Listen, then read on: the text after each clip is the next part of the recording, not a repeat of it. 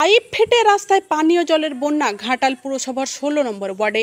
এই ওয়ার্ডে একদিকে যখন বাড়ি বাড়ি পানীয় জল সরবরাহের ব্যর্থতা রয়েছে পুরসভার, অন্যদিকে ইলেকট্রিক খুঁটি বসাতে গিয়ে এভাবে পাইপ ফেটে গত দুদিন ধরে রাস্তায় পানীয় জলের বন্যা। রবিবার থেকে হেলদোল নেই পুরসভা কর্তৃপক্ষের। স্থানীয় বাসিন্দার অভিযোগ, পুরসভায় জানিয়ে কোনো কাজ হয়নি। ১৬ নম্বর ওয়ার্ডে শ্রীপুর সংলগ্ন রুটি বেকারি সংলগ্ন রাস্তা এভাবে পানীয় জলে জলমগ্ন। একদিকে পানীয় জলের হাহাকার, অন্যদিকে রাস্তায় পানীয় জল। তড়িঘড়ি ব্যবস্থা নিতে ব্যর্থ পুরসভা। জানা গিয়েছে এই ওয়ার্ডের অনেক পরিবারে পুরসভার পানীয় জল পরিষেবা নেই। অন্যের সাবমার্সিবল থেকে পানীয় জল নিয়ে চলে জীবনযাপন। সেখানেই এই গাফিলতি। যদিও এ ব্যাপারে চেয়ারম্যান তুহিনকান্তি বেরা জানিয়েছেন আজকের মধ্যেই পাইপ মেরামত হয়ে যাবে। ঘাটাল থেকে বৃন্দাবন কাঁঠাল ও মনসারাম করের রিপোর্টে আমি Papiya Bandyopadhyay, Republic TV digital media.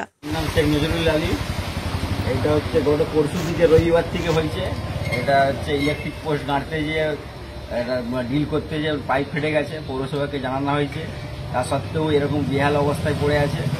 আর কাজ সেরকম ধীরগতিতে চলছে, কোনো কাজের কোনো সুরা পাচ্ছি না।